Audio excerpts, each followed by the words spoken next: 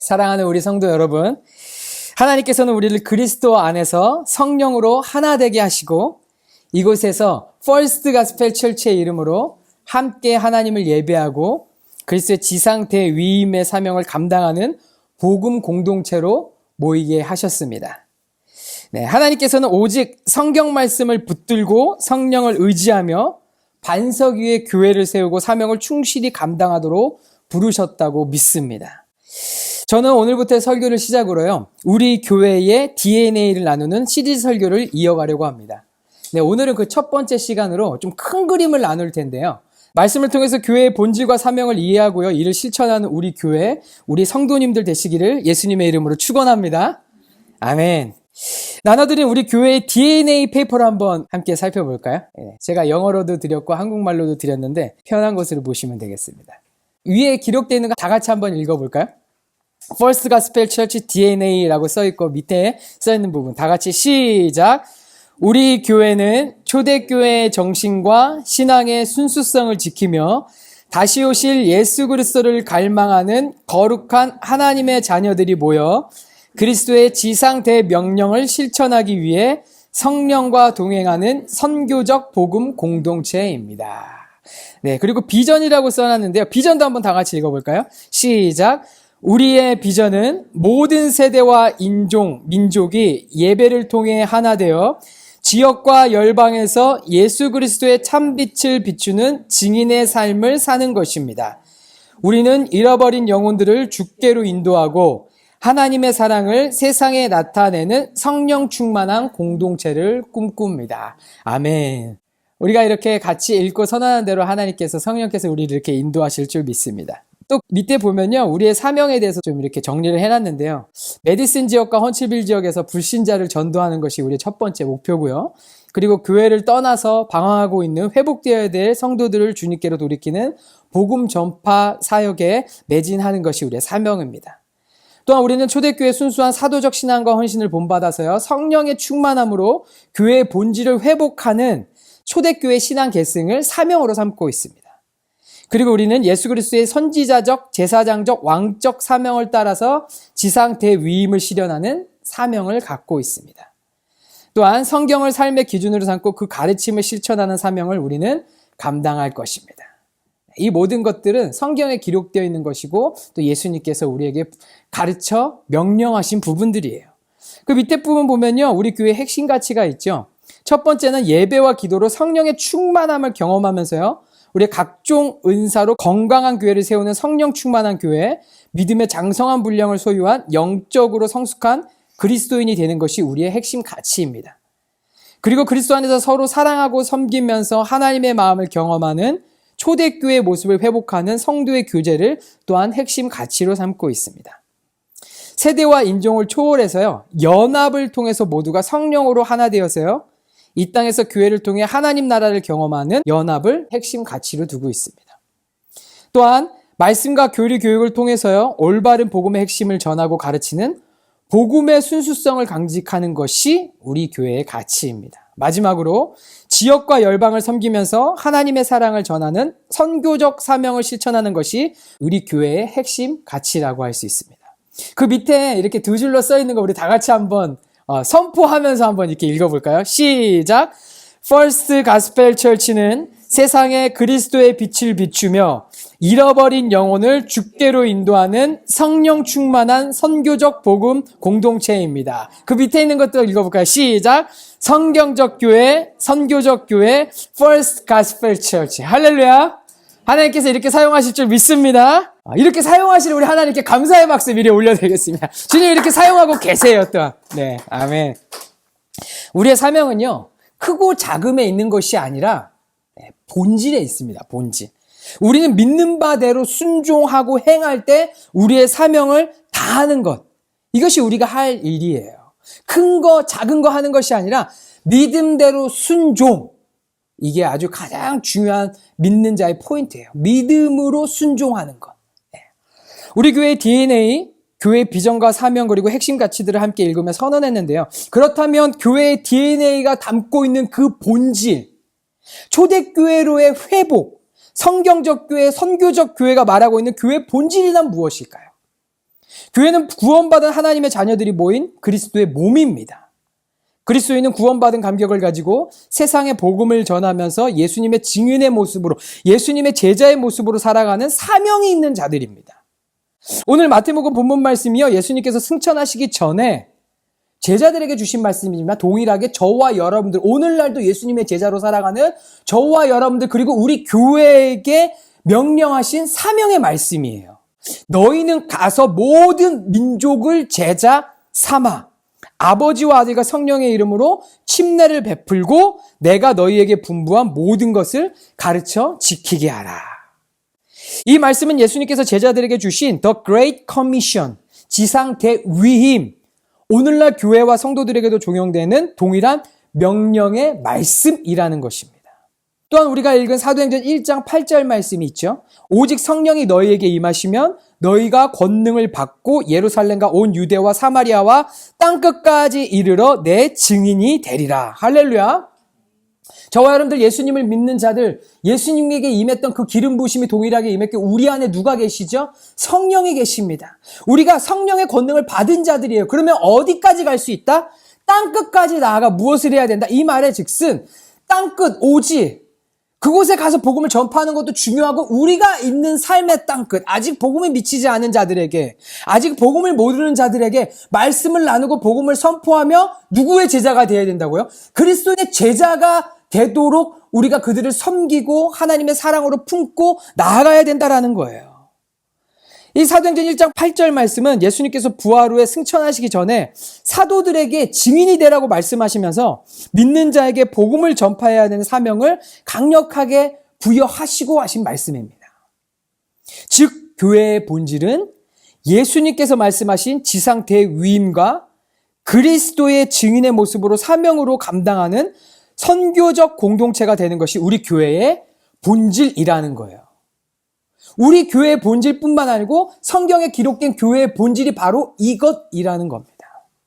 그래서 제가 우리 교회는 미셔널 철치입니다, 성경적 교회입니다, 선교적 교회입니다 라고 외치는 것, 바로 이 교회의 본질을 강조하는 이 부분을 부각시키기 위해서 말씀드리는 겁니다.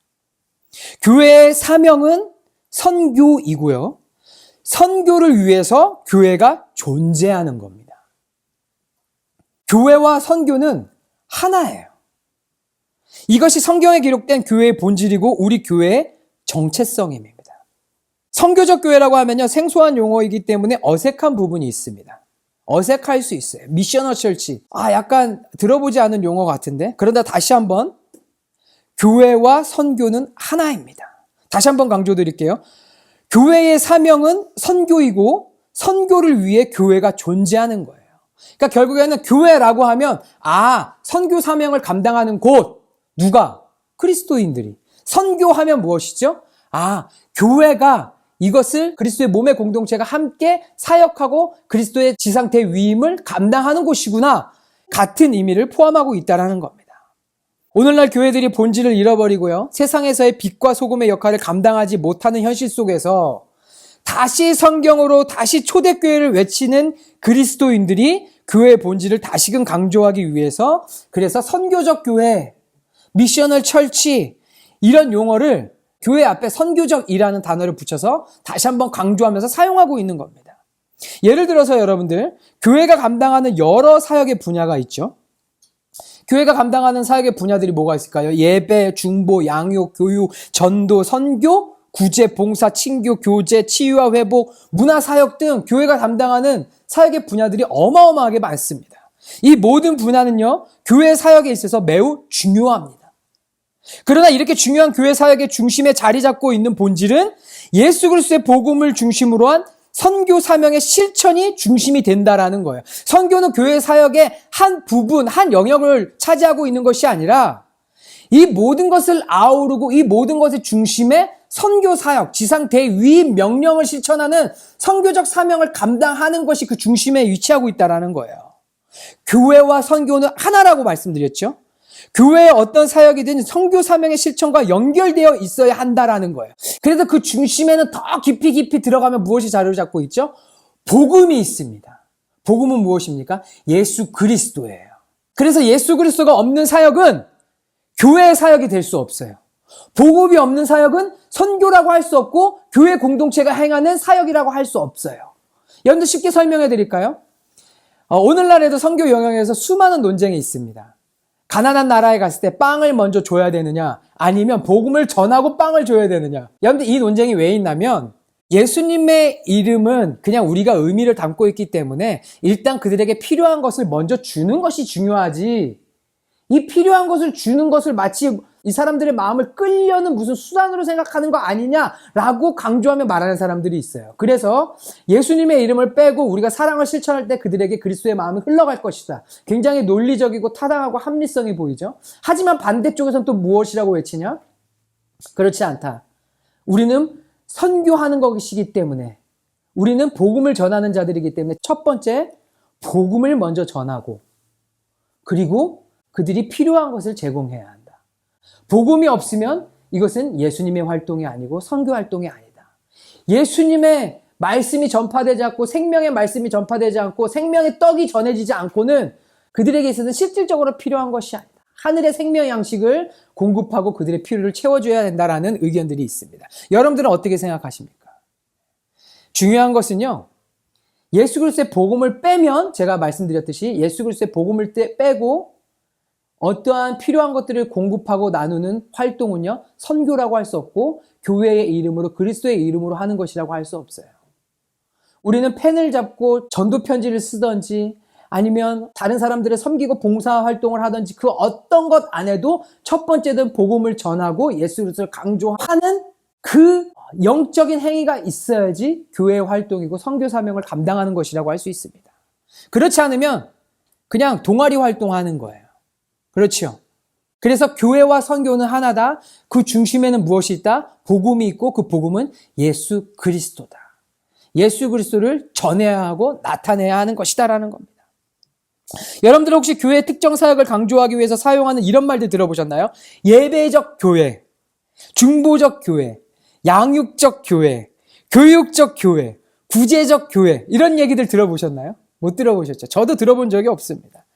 선교적 교회라는 용어는요, 그만큼 교회의 본질을 자각하고 성경적인 교회의 사명을 강조하기 위해 선교와 교회, 교회와 선교의 동일한 영적 개념을 강조하면서 사용되고 있는 표현이라는 거예요. 그래서 모든 믿는 자들은 그리스도의 지상 대위임을 사명으로 실천해야 하는 선교사가 되어야 한다라는 것입니다. 찰스 스펄전이 이런 말을 했습니다. 모든 그리스도인은 선교사이거나 사기꾼이다. 선교사이거나 사기꾼이다. 우리도 여기에 포함되겠죠. 우리도 선교사이거나 아니면 사기꾼입니다.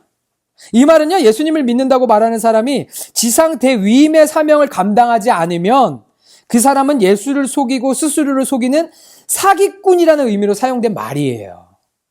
그래서 특정 선교사 사역자뿐만 아니라 모든 그리스도인들이 지상 대위임의 선교 사명을 실천하는 선교사의 부르심을 받았다라는 것입니다. 이것이 교회의 본질이고요, 그리스도인의 정체성이라는 것이에요. 우리 교회 모든 성도님들 모두 다 한 분 한 분 다 선교사이십니다. 할렐루야. 아멘. 나는 하나님의 자녀입니다. 나는 그리스도인입니다. 나는 특별한 그리스도인입니다. 나는 왕의 자녀입니다. 제가 이 제목을 붙여서 설교를 지금까지 쭉 이어왔어요. 이것은요, 우리의 정체성을 담고 있는 이 모든 표현들 결국 모두 어디를 향하고 있고 어디가 중심이 되느냐? 그렇기 때문에 나는 선교사입니다를 나타내고 있는, 우리의 정체성을 표현하고 있는 말들이라는 거예요. 따라해 보겠습니다. 나는 선교사입니다. 할렐루야. 갑자기 선교라고 하니까 앞이 깜깜하시죠? 어디 오지로 가야 할 것 같고, 네, 다 팔고, 막 집 팔고 땅 팔고 다 팔아가지고 어디로 가야 될 거라고 생각하는데, 스펄전이 그러잖아요. 둘 중에 하나라고. 우리가 고민하고, 무슨 걱정하고 의심하고 염려하는 거 떠나서 스펄전이 얘기합니다. 모든 그리스도인은 선교사거나 사기꾼이다. 여러분들은 선교사입니다. 사기꾼 아니세요. 할렐루야. 네. 그래서 오지를 가나 어디를 가나 우리의 정체성, 복음 전파의 지상 대명령을 실천하면요, 우리는 선교사가 되는 거예요. 이곳에서도 말씀을 전하고 내가 받은 감동을 나누고 간증을 하면 선교사가 되는 겁니다. 그리스도인의 정체성을 삶을 통해 나타내는 것이죠. 왜? 예수님을 말하는 것이니까. 빛을 비추는 것이니까.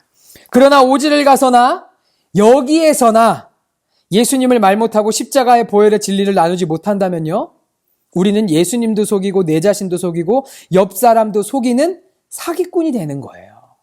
우리의 삶 속에서 복음을 한마디라도 나누기 원합니다. 우리가 사실 예수님을 말하지 못하는 이유가 뭐가 있나요? 부끄러워서 그렇죠. 누구한테? 상대방한테 부끄러운 거잖아요. 그런데 지금 우리의 모습을 보고 계신 예수님은 우리를 어떻게 보고 계신가요? 우리를 사랑스럽고 자랑스럽게 보고 계시죠. 그 예수님이 어떤 분이신데요? 십자가에서 나를 위해서 물과 피를 흘리면서 십자가에서 죽으심으로 나의 모든 죄를 대속하시고 속량하시고 하나님께서 그 독생자 예수님을 십자가에 내어 주셨는데 우리는 그 예수님이 부끄러워서 그 예수님을 말 못하고 자랑하지 못하는 그런 안타까운 현실들을 내 삶에서 내 모습을 보고 있다는 거예요. 단지 부끄럽고 하나님 앞에 죄송스러운 마음으로 끝나는 것이 아니라 스펄전은 얘기하죠. 그러면 너 사기꾼이야. 왜? 너 예수님 속이고 있잖아. 너 그리스도인이라며. 그런데 너 선교 사명 감당하지 않잖아. 네 스스로를 속이고 있잖아. 그리고 너 옆 사람, 교회 지체들을 속이고 있잖아. 그렇게 하지 말라는 겁니다. 우리가 해야 될 것, 지상 대위임 선교 사명을 감당하는 선교사의 삶을 살아야 된다라는 거예요. 그래서 제가 광고 시간에 말씀드렸잖아요. 하루에 한 구절 은혜 받은 말씀 혹은 어떤 거라도 괜찮다라는 거예요. 예수 그리스도의 이름으로 말씀을 나누고 은혜를 나누고 생명을 나누자라는 겁니다. 우리 카톡방에 다 올리시기 바랍니다. 내가 나눈 것 작은 것이라고 생각할 수 있지만요, 떡 5개와 물고기 2마리로 5,000명을 먹이신 예수님의 기적을 기억한다면요, 이제 내가 받은 은혜를 더 풍성함을 사모하며 사람들을 위해 나눠야 될 줄 믿습니다.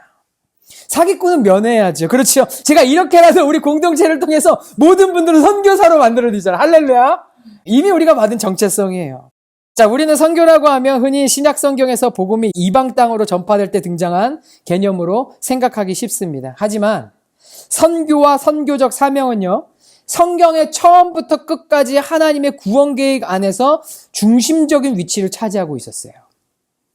창세기에서 하나님께서 아브라함을 부르시면서 땅의 모든 족속이 너를 통해 복을 받을 것이라고 약속하신 순간부터요, 성경은 온 열방의 구원을 베푸시는 삼위일체 하나님의 선교적 열정을 나타내 보여주고 있습니다. 구약에서부터 이어진 이 선교 사명은요, 예수 그리스도를 통해 성취되었고요. 그리고 오늘 본문 말씀에서 모든 민족을 제자로 삼으라는 예수님의 명령은 그대로 우리에게 이어져서, 저와 여러분들에게 이어져서 이제는 우리가 지상 대위임의 명령을 감당해야 하는 사명을 갖게 된 것입니다. 선교는 성경 전체를 관통하는 하나님의 구원 역사의 핵심입니다. 자, 구약에 등장하는 대표적인 선교사 아브라함을 소개해 드리도록 하겠습니다. 창세기에 나오죠.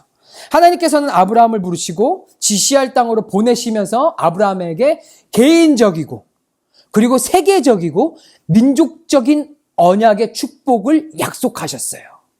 아브라함 개인을 부르셨는데 그를 통해서 민족적, 세계적 복의 언약을 맺으셨다라는 거예요. 창세기 15장의 횃불 언약을 통해서 우리는요, 자격 없고 보잘것없는 자를 선택하셔서 끝까지 사랑하시고 지키시며 온 인류를 향한 구속사역을 행하시는 하나님 아버지의 넓고 크신 마음을 느낄 수 있었습니다. 아브라함, 믿음의 조상입니다. 그러나 아브라함 또한 인간이고 죄인이죠. 아브라함이 죄를 짓고 아브라함의 자손들이 죄를 짓고 이스라엘 민족이 부패하고 이스라엘 백성들이 타락하고 하나님을 반역했어도요, 하나님께서는 아브라함과 맺은 그 언약을 파기하셨다 안 하셨다? 파기하지 않으셨다. 그러니까 조건 없는 하나님의 일방적인 사랑을 나타내 보여주신 하나님의 은혜라는 거예요. 하나님은 거짓이 없으시고 변개치 않으시고 인생이 아니시기 때문에 거짓말을 하지 않으시는 신실하신 하나님이십니다. 우리 하나님은 한 번 사랑하실 때 끝까지 사랑하시는 분이세요. 우리 하나님은 인간의 연약함까지도 다 감찰하시는 분이셨고요. 열방이 주께 돌아와 주를 예배하는 구원의 감격을 누리게 하시기 위해서 하나님의 자녀를 선택하시고 사용하시고 하늘복을 누리게 하시는 분이시라는 것입니다. 우리는 자격이 있습니다. 첫 번째, 예수님을 믿음으로 가장 큰 자격이 우리에게 주어졌어요. 십자가의 보혈의 자격이 주어졌어요. 두 번째, 우리는 연약합니다. 그렇기 때문에 성령을 의지하는 것이고, 그렇기 때문에 말씀에 기록된 대로 행하려고 발버둥 치는 것이에요. 하나님께서 신명기 7장 7절 말씀에 이스라엘 백성들을 선택한 그 이유를 써놓으셨는데, 왜? 내가 사랑하기 때문에 하나님의 전적인 주권을 인해서 선택하셨고요. 그 다음에 뭐라고 나와 있냐면 히브리 민족이라는 게 작은 민족, 소수 민족, 연약한 민족이었다라는 거예요. 크고 강대고 큰 국가여서 그들을 선택한 것이 아니라 작은 민족, 연약하기 때문에 하나님께서 들어 사용하신다라는 겁니다. 그렇기 때문에 하나님이 왕 되시고 통치하고 하나님이 영광 받을 수 있는 그 모든 것들이 준비되어 있는 상황으로 하나님께서 그들을 사용하신다라는 거예요. 우리는 그래서 성경에 기록된 대로 행하면 됩니다. 예수님의 지상 대위임, 명령하신 대로 예수님을 전하고 복음을 나누면 됩니다. 그러면 성령이 도우시고 역사하신다라는 거예요. 할렐루야. 자, 하나님께서 아브라함과 맺으신 창세기 15장의 횃불 언약, 반으로 쪼개져서 피가 흐르는 짐승들 사이로 하늘로부터 횃불이 내려와서 지나갔습니다. 아브라함이 한 것은요, 믿음으로 순종해서 짐승들을 준비한 것밖에 없어요. 아브라함이 불을 들고 지나간 게 아니에요. 아브라함이 그 어떤 하나님과의 언약을 위해서 액션을 취한 게 없어요. 하나님 나랑 언약 맺어주세요라고 요구하지도 않았어요. 하나님의 전적인 주권, 그리고 하나님의 전적인 은혜, 하늘에서 불이 내려오는 횃불 언약, 하나님께서 보증하고 확증하시기 위해서 인간 아브라함에게 보여주시고, 그래서 아브라함 개인에게도 축복을 주시지만, 복의 근원이 되는 축복을 주시지만, 민족적 축복, 아브라함의 자손들이 축복받는, 이스라엘이 축복받는, 예루살렘이 축복받는 민족적 축복, 그리고 이방에도 복음이 전파되어서 예수 그리스도를 믿는 자에게 구원이 선포되고 하늘복을 누리게 되는 열방을 향한 축복의 중심에 서게 하신 것, 아브라함이었다라는 겁니다. 그가 한 것 무엇이라고요? 믿음으로 순종한 것밖에 없다라는 거예요. 우리도 매뉴얼대로만 하면 됩니다. 디렉션대로 따라가기만 하면 돼요. 우리에게 있어서 매뉴얼, 디렉션, 성경 말씀입니다. 이 성경 말씀을 읽고 순종할 때 이 성경 말씀을 통해서 지금도 역사하고 일하고 계시는 성령 하나님이 우리 안에서 열심을 다해 일하신다라는 거예요. 할렐루야. 이대로 하면 간단하죠. 이대로 하면 우리도 살 수 있습니다. 우리 하나님은 처음과 나중 알파와 오메가 되시는 분이십니다. 하나님은 우리의 모든 연약함을 알고 부르셨어요. 하나님께서 능력 주시고 도우시기 때문에 우리의 약함이 성령께는 강함이 되는 것입니다. 또한 하나님은 저와 여러분을 우리 교회를 사용하신다고 말씀하십니다. 우리를 아브라함과 같이 쓰시겠다라고 말씀하시는 거예요. 우리도 아브라함과 같이 믿음으로 순종하면 됩니다. 그래서 우리는 이곳에 모여 예배드리고 있습니다. 우리는 성경적 교회를 소명하며 하나님께 기도하며 쓰임받기를 간구하고 있습니다. 우리는 하나님의 부르심에 순종함으로 반응했습니다. 하나님께서 아브라함이 보인 믿음의 순종을 통해서 그에게 넘치는 축복과 그 형통함을 경험하게 하신 것과 같이 우리도 믿음으로 순종한 이 모습을 통해 분명 하나님께서 우리 교회를 하나님이 기록하시는 믿음의 책에 분명하고 선명하게 꾹꾹 눌러서 기록하실 줄 믿습니다. 할렐루야. 우리 하나님은 불가능이 없으신 분이세요. 하나님은 아브라함을 인류의 복의 근원이 되게 하시기 위해서 99세의 아브라함을 사용하셨고요. 89세의 늙은 사라의 태를 여셨습니다. 하나님께서는 늙고 소망 없이 살아가는 사라를 여러 민족의 어머니가 되게 하셨고요. 민족의 여러 왕이 나오는 놀라운 일을 행하셨습니다. 우리 함께 하나님을 바라보기 원합니다. 우리를 통해 일하실 하나님을 기대하기 원합니다. 우리의 모든 소망을 하나님께 두기 원합니다. 하나님께서는 믿고 순종하는 자를 통해 일하세요. 하나님께서는 자신의 백성과 맺은 언약을 반드시 행하시는 분이시고요. 사랑하는 백성을 끝까지 붙드시는 신실하신 하나님이십니다. 하나님께서 인류의 구원을 위해서 창세기에 아브라함을 사용하셔서 오늘날 우리에게 복의 근원이 되게 하시고 아브라함의 명성을 떨치게 하시고 앞으로 마지막 시대에 성취할 영원한 언약의 소망을 갖게 하셨습니다. 이처럼 예수의 피로 맺어진 우리와 하나님과의 관계 속에서도요, 우리 교회가 믿음으로 순종하며 나아갈 때 이 땅에 빛과 소금의 역할을 하는 교회, 다시 오실 예수님의 길을 예비하는 교회, 음부의 권세가 이기지 못하는 승리하는 교회, 바로 우리 교회 퍼스트 가스펠 철치가 될 줄 믿습니다. 아멘. 구원받은 하나님의 자녀들은요, 하나님의 사랑에 감격하면서 함께 모여 뜨겁게 예배하고 기도하며 주님과 지속적으로 사랑의 교제를 나누는 귀한 은혜를 누리게 하십니다. 하나님께서는 자격 없는 우리에게 그분의 사랑을 경험하게 하시고요. 은혜를 깨닫게 하시고요. 그분의 영광을 보여주신 후에 우리에게 사명을 감당하도록 부르십니다. 이사야도 그랬죠. 그는 천사가 사닥다리 위를 오르락내리락 하는 장면을 보면서요. 하나님의 거룩하심 앞에 자신의 죄인된 연약함을 깨닫고 자신을 부인하고 겸손한 마음으로 하나님께 나아갔습니다. 그리고 하나님은 이사야에게 물으십니다. 내가 누구를 보내며 누가 우리를 위하여 갈꼬? 이사야는 망설임 없이 고백합니다. 내가 여기 있나이다. 나를 보내소서. 이사야 선지자는 하나님의 부르심 앞에서 자신의 삶을 기꺼이 내어드리면서 그 사명을 자신의 삶으로 받아들였습니다. 사랑하는 우리 성도 여러분, 우리는 구원받은 하나님의 자녀로서 하나님의 사랑을 경험하고 하나님의 영광에 동참하는 삶을 살아가는 자들입니다. 우리는 지난 몇 달 동안 오직 하나님만 붙들고 하나님 아버지의 마음을 구하며 온전히 그분의 인도하심만을 받기 위해 함께 기도하며 마음을 쏟았습니다. 우리의 모든 결정은요, 손해보는 방향을 선택했고요. 철저히 하나님 앞에서 내 자신을 버리는 작업들을 했습니다. 우리는 본질이 아닌 것을 포기했고 모든 것을 내려놓았고요. 하나님 손에 맡겨드렸습니다.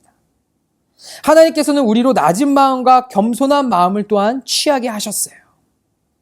이 모든 것이 가능했던 이유, 저와 여러분이 하나님을 만났고 그분을 깊이 경험했기 때문에 그 영광에 동참하는 삶이 무엇인지, 무엇이 더 가치 있고 무엇이 더 영원한지를 알았기 때문에 성령의 음성에 순종함으로 반응했다고 믿습니다. 그 결과 지금 우리의 모습이 어떻습니까? 인간적인 눈으로 보면요, 현실 속에서 속고 당하고 무엇인가 안 될 것처럼 보일 수 있을 것입니다. 그러나 영적인 눈을 크게 뜨고요, 주님의 눈으로 우리를 바라볼 때 우리의 진짜 현실은 어떤가요? 여러분들 영적인 눈을 크게 떠서 믿음의 눈으로 우리의 심령 안을 한번 바라보시기 바랍니다. 우리의 마음은 평안하고요, 기쁘고 즐겁고요. 이전 것은 지났으니 보라, 새 것이 되었도다. 하나님께서는 저와 여러분을 통해서 계속 그리스도의 몸된 교회를 통해 예배 드리게 하셨고 교회의 본질을 붙들고 사명을 감당하도록 우리를 부르고 사용하고 계신 것은 깨닫게 됐습니다. 우리는 이 여정을 통해서 다른 것 다 포기해도 성경 말씀, 진리의 본질만큼은 더 붙들어야 한다는 것을 주님으로부터 배웠습니다. 무식해도 성경 한 것만 알면 됩니다. 세상 부와 지혜 다 가지고 사기꾼이 될 바에 성경 한 권 붙들고 예수님 내 입술로 고백하고 전하면서 선교사의 삶을 사는 것이 축복이요 영광이 되는 줄 믿습니다. 우리는 승리했습니다. 하나님은 승리하셨습니다. 이제 우리 교회는 더욱 좁은 길로, 십자가의 길로, 구분된 길로, 사명을 감당하는 길로 나아갈 것입니다. 이 길은 생명의 길이요 능력의 길입니다. 분명한 사실, 이 길을 준비해놓고 부르신 분 바로 우리 주님이시라는 겁니다. 비로소 우리는 깨닫게 되죠. 아, 하나님께서 진정 원하시는구나. 하나님께서 진정으로 쓰고자 하는 사람들이 필요하셔서 우리를 단련시키시고 훈련시키시고 이제 이 길의 첫 발을 내딛게 하시는구나. 주님, 내가 여기 있사오니 나를 보내소서. 나를 사용하여 주시옵소서. 우리의 교회를 사용하여 주시옵소서. 우리는 복음의 빛인 자들입니다. 이제 함께 일어나 그리스도의 빛을 발하는 저와 여러분들 되기 소망합니다. 다시 한번, 우리는 선교사입니다. 하나님께서 우리에게 주신 하늘과 땅의 모든 권세를 가지고 각자의 자리에서 복음을 전파하며 예수님의 제자를 만들고 침례를 베풀며 어느 곳을 가든지 선교사로 선교적 교회로 쓰임받는 우리 교회와 모든 성도님들 되시기를 예수님의 이름으로 축원합니다.